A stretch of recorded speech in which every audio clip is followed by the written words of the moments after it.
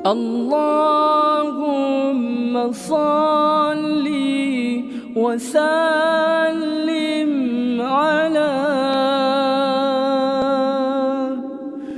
نور الأنوار.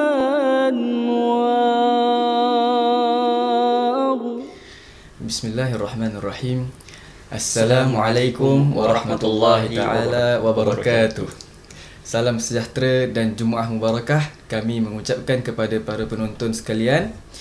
Dan semoga Allah melindungi dan memelihara kita semua dan para penonton semua dalam keadaan baik-baik saja, insya-Allah. InsyaAllah. Dan Alhamdulillah, kita hari ini kembali dengan episod kedua dalam rancangan kita Nota Jumaat, di mana kita usaha untuk kongsikan kepada semua intisari-intisari khutbah yang telah disediakan oleh pejabat mufti. Jadi kita tak naklah kita dah diberikan isi khutbahnya, tapi kita sendiri jangan manfaatkan. Jadi kita nak semua para penonton untuk mengambil iktibar pengajaran juga dengan menuliskan beberapa notah daripada khutbah Jumaat ini, insya-Allah. Jadi Ustaz Lufi, apa topik kita insya-Allah hari ini? Topik kita hari ini adalah sifat mahmudah, iaitu bersyukur. Jadi sifat mahmudah ada banyak, tapi untuk permulaan ni kita akan mulakan kepada bersyukur. Jadi insya-Allah kita akan kongsikan beberapa perkara tentang kesyukuran ataupun macam mana kita nak bersyukur. Semuanya daripada konteks daripada teks khutbah ini. InsyaAllah kita dua akan sama-samalah akan kongsikanlah, insyaAllah. Jadi insyaAllah. Jadi seperti yang Ustaz Lufi dah katakan, topik hari ini sifat mahmudah, yakni sifat yang terpuji. Salah satu sifat yang terpuji adalah bersyukur. Dan kita kalau kita ingat lagi sekali, minggu lepas pun topiknya mengenai bersyukur kepada Allah Subhanahu Wa Taala. Jadi ini nak menunjukkan betapa pentingnya sangat-sangat untuk kita sentiasa panjatkan rasa syukur kita kepada Allah Subhanahu Wa Taala, lagi-lagi pada saat ini, pada saat yang sangat sukar kita ada sebahagian kita diuji oleh Allah Subhanahu Wa Taala. Kadang-kadang buat kita terlupa. Kerana kita diuji satu kali ini, kita boleh buat kita terlupa akan nikmat-nikmat yang Allah dah berikan kepada kita. Jadi topik kita memang betul-betul sesuai ya untuk keadaan yang kita kata diuji ni ya. Kadang-kadang kita sendiri terlepas pandang dengan untuk bersyukur kepada Allah Subhanahu Wa Taala. Jadi kita teruskan untuk kita mengambil pengajaran, untuk kita ambil iktibar, yang paling baik adalah untuk kita tengok balik dalam Al-Quran. Jadi dalam Al-Quran ada banyak-banyak kisah, banyak-banyak pengajaran yang Allah dah sampaikan kepada kita yang boleh kita ambil tauladan. Dan salah satu kisah adalah kisah Nabi Sulaiman alaihissalam. Nabi Sulaiman alaihissalam ni adalah seorang yang diberi banyak nikmat-nikmat daripada Allah Subhanahu Wa Taala. Beliau diberikan tentera daripada golongan manusia, golongan jin dan juga golongan binatang-binatang atau haiwan. Dan juga beliau dikurniakan nikmat memahami pelbagai bahasa. Memahami pelbagai bahasa. Jadi masya-Allah, nikmat-nikmat yang dikurniakan oleh Allah kepada beliau sangat banyak. Namun begitu, beliau tidak bongkak, tidak sombong. Beliau tetap syukur kepada Allah Subhanahu Wa Taala. Dan ada sepotong ayat daripada surah An-Naml ayat yang ke-19. Beliau mengatakan, sabda Allah Subhanahu Wa Taala, A'udzubillahi minasyaitonirrajim, fatabassama dhahikan min qawliha wa qala rabbi awzi'ni an ashkura ni'mataka allati an'amta 'alayya wa 'ala walidayya wa an a'mala salihan tardahu. Jadi dalam ayat ini Nabi Sulaiman berkata, atau Allah berkata, fatabassama dhahikan, Nabi Sulaiman pun senyum setelah mendengar kata-kata semut tadi. Kemudian Nabi Sulaiman teruskan dengan mengatakan, wa qala rabbi awzi'ni, ya Allah ya Tuhanku, berikanlah aku ilham untuk sentiasa bersyukur atas nikmat-nikmat yang Engkau berikan kepadaku dan juga kepada kedua ibu bapaku. Wa an a'mala salihan, dan ilhamkan aku untuk sentiasa beramal soleh. Jadi Imam Al-Alusi kata ketika menafsirkan ayat ini, Imam Al-Alusi berkata, daripada ayat ini kita dapat keluarkan satu hukum bahawa kesyukuran itu menjadi wajib ke atas kita. Untuk kita bersyukur atas nikmat-nikmat yang Allah berikan kepada kita menjadi wajib. Jadi contoh, Allah dah berikan kita macam-macam nikmat. Nikmat iman, nikmat Islam, nikmat anggota badan yang masih berfungsi, nikmat masa, nikmat keluarga dan macam-macam nikmat lagi yang mungkin kita terlepas pandang. Kita rasa macam kita diuji pada satu waktu, membuat kita terlupa dengan nikmat-nikmat yang lainnya. Dan untuk kita kadang-kadang lupa juga. Orang kadang-kadang kita lupa nikmat yang Allah datangkan dengan keluarga, dengan teman-teman dan saudara mara. Mereka dah banyak membantu kita. Mereka dah banyak bantu kita dengan waktu mereka, dengan tenaga, dengan harta dan sebagainya. Jadi kita tak boleh lupa untuk sentiasa ucapkan terima kasih kepada mereka juga. Kerana apa? Sabda Nabi Muhammad sallallahu alaihi wasallam, man la yashkurin nas la yashkurillah. Sesiapa yang tidak berterima kasih kepada manusia, dia tidak berterima kasih kepada Allah Subhanahu wa taala. Hadis yang diriwayatkan oleh Imam Ahmad. Jadi Ustaz Lufi, ada apa-apa lagi yang mengenai bersifat syukur ini?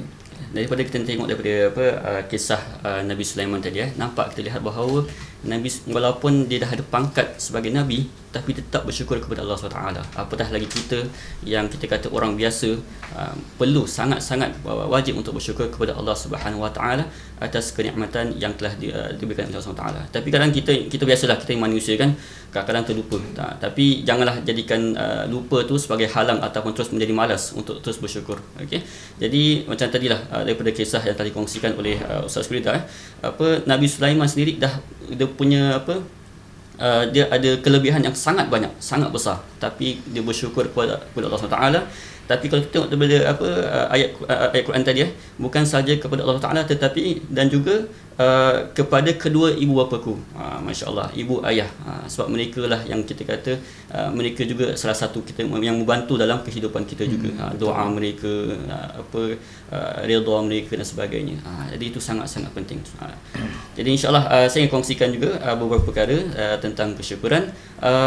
Kadang-kadang manusia ni dia lupa atau terlepas pandang dua perkara bila nak bersyukur ni. Yang pertama, bila diorang dah dapat nikmat ni kan, dah terbiasa sampai diorang terlupa untuk bersyukur. Contoh yang paling mudah sekali lah, nafas. Nafas ni dah selalu nafas keluar masuk, tapi kita lupa nak bersyukur kepada Allah Taala. Kita bayangkan kalau kita tiba-tiba nafas kita terhenti tu kan, ya Allah, agaknya itu dah matilah kan. Jadi itulah yang kita kena bersyukur kepada Allah Taala. Yang kedua adalah bersyukur ketika ujian. Ini yang paling sukar. Orang kadang-kadang dah terlalu rasa macam berat sampai akan terlupa bahawa ujian juga adalah salah satu tanda sayang kepada Allah kepada kita, dan seharusnya kita juga bersyukur kepada Allah Subhanahu taala. Jadi dua perkara ni kadang-kadang kita terlepas pandang, dan kita kena tahu bahawa apa yang cara untuk bersyukur ni bukanlah sekadar dengan lisan saja, tetapi penuh dengan hati. Saya ada kisah daripada kisah mengenai Ibrahim bin Adham. Dia pernah tengah berjalan-jalan sekali tiba-tiba ternampak satu orang ni dia sakit kemudian dia tak ada kaki, dan dia dalam keadaan buta. Jadi di tengah jalan dia tengok kesian sekali, tiba-tiba dia kata orang yang buta ni ataupun orang yang sakit ataupun orang yang kakinya kodong, dia terus berkata alhamdulillah atas segala nikmat yang telah diberikan kepada aku. Jadi Ibrahim bin Adham ni dia terus macam terkejut. Dia terus jumpa, wahai fulan, apa kau kata tadi? Dia kata, aku berkata alhamdulillah atas segala nikmat yang telah Allah berikan kepada aku. Jadi Ibrahim bin Adham ni seorang yang kaya, dan dia tertanyalah, kenapa kau berkata sedemikian? Jadi dia berkata, orang tersebut berkata, wahai Ibrahim, bukankah aku ni masih diberikan lisan untuk berzikir kepada Allah SWT? Masya Allah. Itulah yang kita kata, kerana nikmat lidah ni pun kadang-kadang kita dah biasa cakap, tapi kita lupa nak bersyukur kepada Allah SWT. Jadi itulah yang kita kadang-kadang kita terlepas. Kalau Imam Ibn Al-Jawzi pernah berkata, salah satu bersyukur kepada Allah SWT adalah kita memanfaatkan segala anggota badan kita. Tangan kita buat dengan cara yang baik, lidah kita, kaki kita. Jadi itu selagi kita melakukan dengan baik, itulah tanda cara untuk bersyukur kepada Allah SWT. Jadi itulah kita, bila kita nak bersyukur, sekarang ni kita tangan ya. Sekarang orang tak gunakan orang kata lidah untuk untuk mengumpat dan sebagainya. Sekarang orang guna dengan tangan. Ada FB, ada IG kan. Betul. Ada type benda-benda yang tak seharusnya lah. Keyboard warrior. Keyboard warrior. Warrior sangat. Jadi tak seharusnya sebagai seorang Islam, sebagai seorang beriman, sebagai hamba Allah, sebagai umat Nabi Muhammad SAW, tak seharusnya bersikap sedemikian lah. Kerana itu bukanlah tanda bersyukur, tetapi sebaliknya, itulah yang kita tak nak sebagai sebagai umat Nabi Muhammad SAW. Jadi syukur ini adalah satu perkara, satu cara untuk kita berfikiran positif. Macam tadi kisah tadi, walaupun dia sakit, dia buta, kaki dia kodong, tapi dia fikir positif bahawa lisan tu masih boleh berzikir kepada Allah SWT. Jadi kita pun sama, walaupun kita kata dalam keadaan kita yang sekarang ni masjid ataupun kita tak boleh lakukan solat Jumaat, tapi kita kena bersyukur bahawa dekat Singapura ni masih boleh solat, masih ada masjid yang di mana kita masih boleh solat dekat luar, dekat masjid juga. Cuma Jumaat adalah yang kita ada kita ada orang kata kelonggaran lah. Jadi kita kena bersyukur. Ada tempat lain yang tak ada masjid, ada yang tempat lain yang tak boleh susah nak solat dan sebagainya. Jadi sepatutnya kita ini bersyukur, kita masih lagi ada kelebihan ataupun tempat yang untuk beribadah. Jadi kita kena sentiasa berfikiran positif dalam apa juga keadaan, hatta dalam keadaan ujian yang sekarang kita hadapi ini. Yang kita kata, kita doalah mudah-mudahan ujian yang Allah berikan ini bukan sahaja meningkatkan keimanan kita, tetapi juga sebagai kafarah kepada kita. Kafarah yang di mana dosa-dosa yang lalu tu Allah ampunkan sedikit demi sedikit. Jadi itulah yang saya ingin kongsikan. Rasulullah SAW juga ada apabila mengalami sesuatu yang tidak beliau suka, beliau akan berkata alhamdulillahi ala kulli hal, yang bermaksud segala puji bagi Allah di atas segala keadaan. Hadis riwayat Ibn Majah. Jadi kita kena bersentiasa bersyukur kepada Allah SWT, bukan sahaja dengan lisan, tetapi dengan segala memanfaatkan segala anggota badan kita dengan kebaikan. Itulah cara kita sebagai umat Nabi Muhammad SAW. Ustaz nak tambah? Jadi betul apa yang kata Ustaz Lutfi tadi, kita kena sentiasa untuk cuba panjatkan rasa syukur kita pada Allah Subhanahu Wa Taala seperti mana yang diajarkan oleh Nabi Muhammad. Alhamdulillah ala kulli hal. Segala puji pada ke atas Allah atas dalam segala keadaan. Jadi keadaan yang baik ke yang buruk ke, kita diberi kesenangan, kesusahan, kita tetap bersyukur kepada Allah. Kerana apa? Seperti yang Ustaz Sufi kata tadi, kita lihat kepada aspek yang positif. Aspek yang positifnya. Dan juga Allah dah kata orang yang bersyukur ni kelebihannya balik kepada dia sendiri. Bersyukur ni tak akan, bila orang rasa bersyukur dia tak akan kembali kepada orang lain.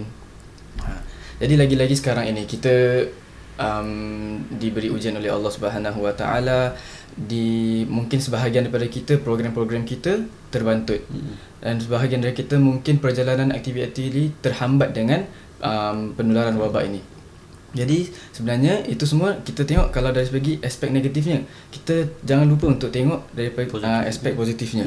Contoh, kita dah diberi masa oleh Allah Subhanahu Wa Taala untuk kita meluangkan masa itu dengan keluarga kita, atau mungkin ada yang sebahagian daripada kita nak gunakan masa itu untuk tingkatkan dirinya dari segi apa-apa pun. Mungkin nak belajar masak, nak belajar melukis, dan lain-lain lagi lah. Masya Allah, waktu itu boleh diisi dengan pelbagai aktiviti di rumah bersama keluarga.